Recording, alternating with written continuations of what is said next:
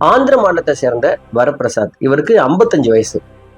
இவர் தன்னுடைய மகனை பார்க்கறதுக்காக ஹைதராபாத்ல இருக்கிற ஒரு பிரைவேட் ஹாஸ்பிட்டலுக்கு வந்திருக்கிறார். இந்த ஹாஸ்பிட்டல்ல ஏன் தன்னுடைய மகன் வந்து தங்கி இருக்கிறான் அப்படிங்கிறது அவர் அங்க போய் பார்க்குற வரைக்கும் தெரியாது. ஏதோ சர்ஜரி அப்படின்னு சொல்லியிருக்காங்கன்னு பதறி அடிச்சு அங்க வந்திருக்கிறார். அப்போ ஹாஸ்பிட்டல் ரூம்ல இருந்த மகனை பார்த்து, என்ன சர்ஜரி, ஏன் இங்க வந்து தங்கியிருக்க, என்ன பிரச்சனை உனக்குன்னு கேட்கும் பொழுதுதான் மகன் அங்க நடந்த எல்லா விஷயத்தையும் சொல்றான். மகனுடைய பேரு ஸ்ரவன்குமார், 26 வயது. அவன் என்ன சொல்றான் அப்படின்னா, அப்பா எனக்கு வந்து என்னுடைய ஆணுறுப்புல ஒரு சர்ஜரி பண்ணியிருக்காங்க. ஏன்டா பண்ண அப்படின்னு சொல்லி அவர் கேட்கிறாரு. என்னுடைய மாமனாரும் மாமியார் வந்து பணம் கட்டி அவங்களே ஆப்ரேஷன் பண்ணி விட்டாங்க, எனக்கு என்னன்னே தெரியல அப்படின்னு புலம்பி இருக்கான். இதை கேட்டதும் அந்த அப்பாவுக்கு பயங்கரமான மன உளைச்சல் ஆயிடுச்சு. ஐயோ நீ தப்பு பண்ணிட்ட, ஏட்ட ஒரு வார்த்தை கேட்டுக்க கூடாதா, அங்கெல்லாம் ஆப்ரேஷன் பண்ணக்கூடாது, இனிமே உனக்கு குழந்தை பிறக்காது, நம்ம வம்சமே இதோட அழிஞ்சு போச்சே அப்படின்னு சொல்லிட்டு புலம்பி தள்ளியிருக்கிறாரு. அந்த புலம்புடைய உச்சமா கோவப்பட்ட 2 பேரும் நம்ம வம்சத்தை அழிச்சு அவங்கள குடும்பமா கொலை பண்ணணும்னு சொல்லிட்டு அவங்க அடுத்து போட்ட பிளான். ஒரு அறியாமையினால எந்த விஷயத்த தெரிஞ்சுக்கிறதுனாலும் சின்னதா கூகுள் பண்ணி பார்த்தாவே அதை பத்தியான எல்லா விஷயத்தையும் நம்ம தெரிஞ்சுக்கலாம். இல்லைன்னா யாருக்கு தெரிஞ்சவங்கள்ட்ட ஃபோன் பண்ணி கேட்கலாம். இப்படி எதை பத்தியும் அவங்க தெரிஞ்சுக்க விரும்பாம அவங்க கோபத்திலையும் ஒரு முட்டாள்தனத்திலையும் எடுத்த ஒரு விஷயம் ஆந்திராவையே உலுக்கி போட்டுச்சு. இதை பார்த்து சிரிக்கிறதா அழுகிறதானே தெரியல, இவ்வளவு முட்டாள்தனமா இருப்பாங்க. சரி, இந்த சம்பவம் என்ன, எங்க நடந்தது, இதுல யார் ஈடுபட்டவங்க அப்படிங்கிற எல்லா விஷயத்தையும் இந்த வீடியோல பார்க்கலாம். ஆந்திர மாநிலத்தை சேர்ந்த குர்னூல் டிஸ்ட்ரிக்ட்ல சிந்தாலமுனி நகர் அப்படிங்கிற ஏரியாவில் இருக்கிறவங்க ஸ்ரவன்குமார். இவருக்கு 26 வயது. இவங்க அப்பா பேரு வரப்பிரசாத், இவருக்கு 55 வயசு. இவங்க அம்மா பேரு கிருஷ்ணவேணி. ஸ்ரவன்குமார் பிடெக் படிச்சிருக்கிறாரு. படிச்சு முடிச்சோடனே ஒரு தனியார் பேங்க்ல, அதாவது ஐசிஐசி பேங்க்ல கால் சென்டர்ல ஒர்க் பண்ணிட்டு இருக்காரு. நல்லா சம்பாத்தியம். அதனால பையனுக்கு ஒரு பொண்ணு பார்த்து கல்யாணம் பண்ணி வச்சிடலாம் அப்படின்னு அப்பா அம்மா முடிவு பண்ணி பையனுக்கு ஏத்த பொண்ணா வலை வீசி தேட ஆரம்பிச்சிருக்காங்க. நிறைய பெண் சம்பந்தம் வந்துகிட்டே இருந்திருக்குது. அப்படி வந்த ஜாதகத்துல ஒரு ஜாதகம் சிரவனுக்கு ரொம்ப மேட்சா இருந்திருக்குது. அந்த ஜாதகத்தோட பெண் யாரு அப்படின்னா அவங்க பேரு ருக்மணி. இவங்களுக்கு 18 வயது தான். இவங்க பிஎஸ்சி படிச்சிருக்காங்க. இவங்க அம்மா பேரு கோட்டா ரமாதேவி, இவங்க அப்பா பேரு கோட்டா வெங்கடேஸ்வரலு. இவங்க வந்து எங்க தங்கியிருக்காங்கன்னா வளர்பதி சிட்டில இவங்க தங்கியிருக்காங்க. இந்த 2 குடும்பமும் ஜாதகத்தை போய் பாக்குறாங்க. ஜாதகம் பக்காவா பொருந்தி இருக்குது. இந்த 2 குடும்பத்துக்கும் அவங்க ஸ்டேட்டஸும் பொருந்தி போயிருக்குது. வரதட்சணை மற்ற எல்லா விஷயங்களும் பேசிட்டு ஃபைனல் பண்ணி நிச்சயதார்த்தம் பண்ணியிருக்கிறாங்க. நிச்சயதார்த்தம் முடிஞ்ச உடனே இந்த ஸ்ரவன்குமாருக்கு தன்னுடைய வருங்கால மனைவி கூட பேசணும் அப்படின்னு சொல்லிட்டு ட்ரை பண்ணியிருக்காரு. அந்த பொண்ணுகிட்ட ஃபோன் கிடையாது. உடனே இவரே 15,000 ரூபாய்க்கு ஃபோன் வாங்கி ருக்மணிக்கு கொடுத்து அனுப்பியிருக்கிறாரு. இவரே சிம் கார்டும் போட்டு கொடுத்துருக்கிறாரு. அதுக்கப்புறம் 2 பேரும் பகல் ராத்திரின்னு கணக்கு வழக்கு இல்லாமல் பேசிகிட்டே இருந்திருக்காங்க. கொஞ்ச நாட்கள்லேயே இந்த ஸ்ரவன் எப்பெல்லாம் ஃபோன் பண்ணுறாரோ அப்பெல்லாம் ருக்மணியோடைய ஃபோன் வந்து பயங்கர பிஸியாக இருந்துக்கிட்டே இருந்துக்குது. சரி, ஃபோன் ஒரு திரும்ப வந்துருச்சு, கல்யாணம் பண்ணிக்க போகிறவன் உடனடியாக கூப்பிடும் அப்படின்னு கூட அந்த பெண் நினைக்காம பல மணி நேரம் கழிச்சும் கூட என்னுடைய ஃபோனுக்கு ரெஸ்பான்ஸ் இல்லை. இப்படி கொஞ்சம் கொஞ்சமாக நடக்க ஆரம்பித்த உடனே இந்த ஸ்ரவனுக்கு பயங்கரமான சந்தேகம் வந்துருச்சு. இந்த பொண்ணு நம்மளை விட்டு அப்படி யார்கிட்ட பேசிட்டு இருப்பா, அதுவும் நைட்டெல்லாம் பேசிட்டு இருக்காளே அப்படின்னு சொல்லி சந்தேகப்பட்டவன் ஒரு நாள் இந்த ருக்மணி கிட்ட நம்ம எங்கேயாவது வெளில போகலாம் அப்படின்னு சொல்லி பிளான் போட்டு அந்த பொண்ணை வர வச்சிருக்காங்க. 2 பேரும் ஹோட்டல் போயிருக்காங்க, சாப்பிட்ருக்காங்க. அதுக்கப்புறம் நம்ம படத்துக்கு போகலாம்னு சொல்லிட்டு 2 பேரும் படத்துக்கு போயிருக்காங்க. படம் ஓடிட்டு இருக்கும் போதே இந்த பொண்ணோட ஃபோனை வாங்கி இந்த பொண்ணுக்கு தெரியாம அதுல ஒரு ஆப்பை இன்ஸ்டால் பண்ணியிருக்காரு. அந்த ஆப் மூலமா நைட்ல யார்கிட்ட பேசிட்டு இருக்கா அப்படிங்கிற விஷயத்த யார்கிட்ட பேசினாலும் கால் ரெக்கார்ட் ஆகி இவருக்கு இமெயில் வர்ற மாதிரியான ஒரு ஆப்பை அதில் இன்ஸ்டால் பண்ணிட்டு அந்த பொண்ணுக்கு தெரியாம அதை ஹைடு பண்ணிட்டு பொண்ணோட கையில கொடுத்துட்டு வீட்டில் கொண்டு போயிட்டு விட்டுட்டு வந்துடுறாரு. இவர் நினைச்ச மாதிரியே நைட்ல இவருக்கு அந்த மெசேஜ் ஒன்று வந்திருக்குது. அந்த பெண் வேற யார்ட்டோ பேசிட்டு இருக்கிற கால் ரெக்கார்டு. அதை கேட்டவர் பதறி போயிருக்கிறாரு. அது யாரு அப்படின்னா ராகவேந்திரா அப்படின்னு ஒரு பையன். அந்த பையன் கூட மணிக்கணக்கா ருக்மணி பேசிட்டே இருந்திருக்காங்க.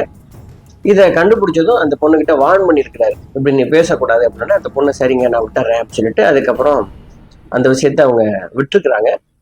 இந்த சம்பவத்துக்கெல்லாம் அப்புறம் மறுபடியும் நல்லாகி இந்த 2 பேருக்கும் கல்யாணம் நடந்திருக்கிறது எப்படின்னா மார்ச் 1ஆம் தேதி 2023 நல்ல தடபுடலா கல்யாணம்லாம் பண்ணி வச்சிருந்திருக்காங்க.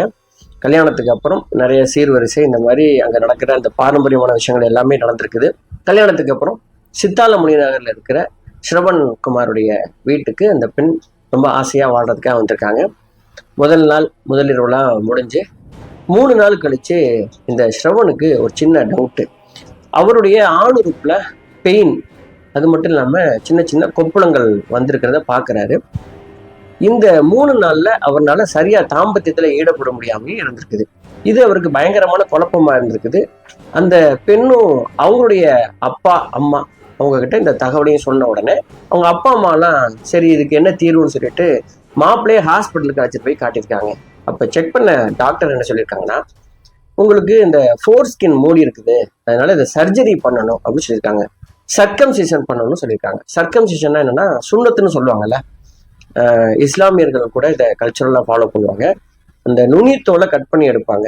இந்த மாதிரி இதுதான் சர்க்கம்சிஷன் சொல்லுவாங்க. இது வந்து பெரும்பாலும் பர்சனல் ஹைஜீனுக்காகவும் நோய் தொற்று வராமல் இருக்கிறதுக்காகவும், சில பேருக்கு இயற்கையிலே வந்து இந்த நுனித்தோல் கொஞ்சம் பெருசா இருக்கும், சில பேருக்கு அந்த நுனித்தோல் இருக்காது, சில பேருக்கு ரொம்ப மூடி இருக்கும், அதை கட் பண்ணி எடுப்பாங்க. இது ஒரு சாதாரண மைனர் சர்ஜரி. இதை டாக்டர் சொன்ன உடனே இது பண்ணலாம் அப்படின்னு மாமனாரும் அவங்க ஃபேமிலியும் பேசி முடிவு பண்ணியிருக்காங்க. அதுக்காக என்ன பண்ணியிருக்காங்கன்னா, இந்த மாப்பிள்ளைய ஹைதராபாத் பிரைவேட் ஹாஸ்பிட்டலுக்கு அழைச்சிட்டு போயிட்டு மாமனார் மாமியார் பணம் கட்டி அந்த சர்ஜரியை பண்ணிட்டாங்க. பண்ணதும் இவர் ஹாஸ்பிட்டல் இருந்திருக்காரு. இந்த தகவல் இவங்க அப்பா அம்மாவுக்கு தெரியாது. சிரவனுடைய அப்பா அம்மாவுக்கு இவர் தகவல் சொல்லவே இல்லை.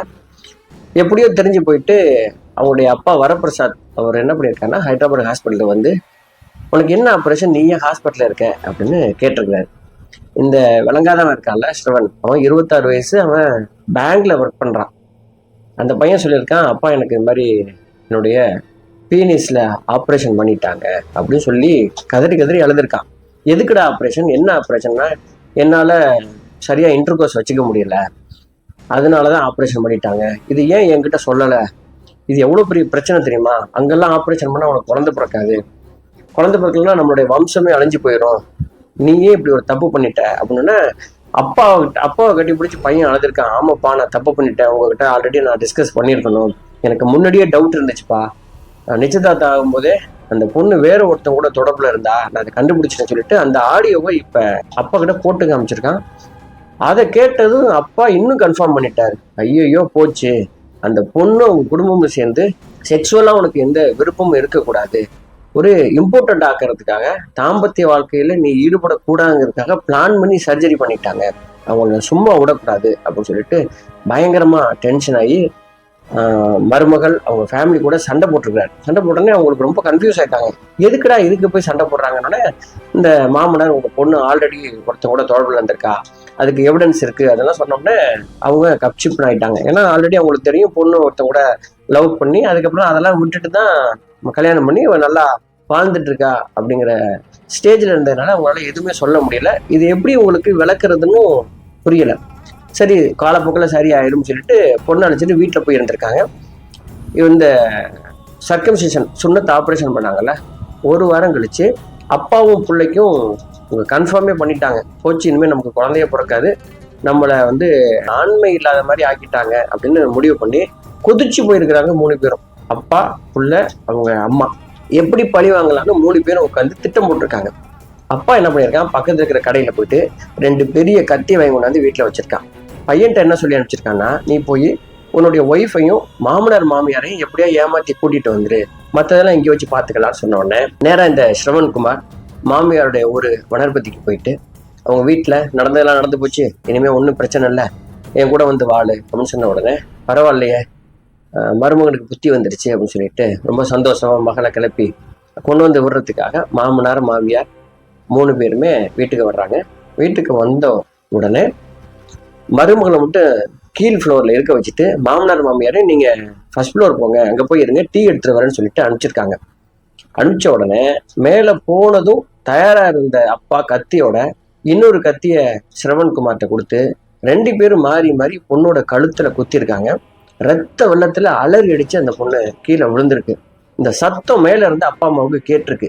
என்னடா கீழே விட்டு வந்த பொண்ணு இப்படி அலறாளேன்னு சொல்லிட்டு அவங்க படி வழியா இறங்கி ஓடி வர்றதுக்காக ட்ரை பண்ணியிருக்காங்க. இங்கே கொலை பண்ணி முடிச்ச அப்பாவும் பிள்ளையும் மேல படி வழியா மேல போய் மாமியாரை அதே மாதிரி குத்திருக்காங்க. அதை தடுக்க வந்த மாமனாரையும் குத்திருக்காங்க.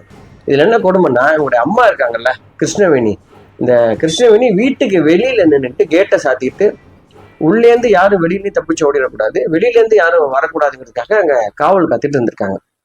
ஒரு கட்டத்துல அந்த ஒய்ஃப் ருக்மணியும் இறந்து போயிட்டாங்க, அவங்களுடைய அம்மாவும் இறந்து போயிட்டாங்க.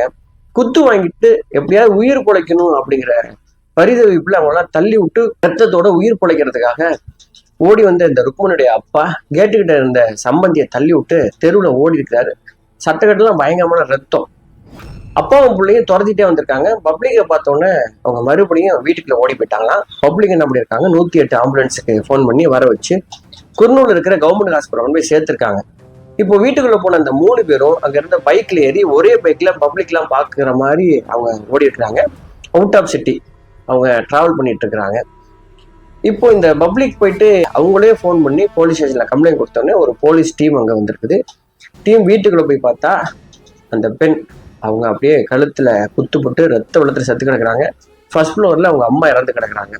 அந்த வீடே ரத்தமா இருக்குது. அதுக்கப்புறம் இவங்க போன பைக்கு, இவங்களுடைய ஃபோன் நம்பர் இதெல்லாம் ட்ரேஸ் பண்ணா அவங்க சிட்டி தாண்டி போயிட்டு இருக்காங்கன்னு சொல்லிட்டு அவங்கள அரெஸ்ட் பண்ணியிருக்காங்க. 3 பேரையும் அரெஸ்ட் பண்ணி ஜெயிலில் வச்சு அதுக்கு இந்த கேஸ் நடந்து 2025 அவங்க மேல தீர்ப்பு வருது. இதை நீதிபதி பிரதீபா அப்படிங்கிறவங்க இந்த தீர்ப்பு வழங்கியிருக்காங்க.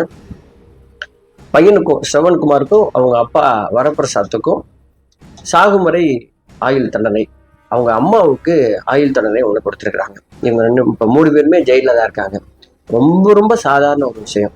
ஒரு சர்க்கம்சிஷன் பண்ணா அதிகபட்சம் 3 வாரம், இல்லைன்னா 4 வாரத்துல இந்த புண்ணு ஆறிடும். அதுக்கப்புறம் ஆட்டோமேட்டிக்கா அவங்க எல்லாரையும் போல தாம்பத்தியத்துல ஈடுபடலாம். ஒரு பிரச்சனையும் கிடையாது. ஆப்ரேஷன் பண்ணி முடிச்சு 1 வாரத்துக்கு பயங்கர பெயின்ஃபுல்லா இருக்கும், பிளட் வரும், அதுக்கு நம்ம ட்ரெஸ்ஸிங் பண்ணிக்கிட்டே இருக்கணும். ரொம்ப ரொம்ப சாதாரண ஒரு விஷயம், ப்ரொசீஜர் தான் அது. இந்த சுண்ணத் பண்றதுங்கிறது ரொம்ப ரொம்ப நல்லது. டாக்டர்லாம் அட்வைஸ் பண்ணுவாங்க, ஏன்னா ஒரு ஹைஜீனை மெயின்டைன் பண்ணுறதுக்காக பண்ணுவாங்க. இந்த விஷயத்த அந்த படிச்ச முட்டாள் அவனும் அவங்க அப்பாட்ட சொல்லி புரிய வச்சிருக்கலாம். அவங்க பண்ணாததுனால ரொம்ப சாதாரண விஷயத்த நம்ம பழி வாங்கிட்டாங்க, ஆன்ம போச்சுன்னு சொல்லிட்டு ஒரு குடும்பத்தையே பழி வாங்கியிருக்காங்க ஒரு முட்டாள் கூட்டம். இப்படியும் உலகத்துல இருக்கிறாங்க. இந்த கேஸை பத்தி நீங்க என்ன நினைக்கிறீங்க? இந்த மாதிரி நீங்க ஏதாவது கேள்விப்பட்டிருக்கீங்களா? இந்த மாதிரியான சின்ன சின்ன விஷயங்களுக்கெல்லாம் கூட கொலை பண்றதுங்கிற மிகப்பெரிய விஷயத்துக்கு அவங்க தயாராகிடுறாங்களே, இதுக்கு என்ன காரணம்? அவருடைய மனநிலையில ஏன் இப்படிப்பட்ட கோபங்கள் இப்படி கொலையா மாறுது? இதை தடுக்கிறதுனா என்ன பண்றது? இந்த மாதிரியான சம்பவங்களை பத்தி உங்க கருத்துக்களை நீங்க பதிவு பண்ணுங்க. இந்த சேனல் உங்களுக்கு பிடித்திருக்குமானால் இந்த சேனலை சப்ஸ்கிரைப் பண்ணீங்க. நான் உங்க RS ராஜா. நம்ம தொடர்ச்சியாக இணைப்பில் இருப்போம். நன்றி, வணக்கம்.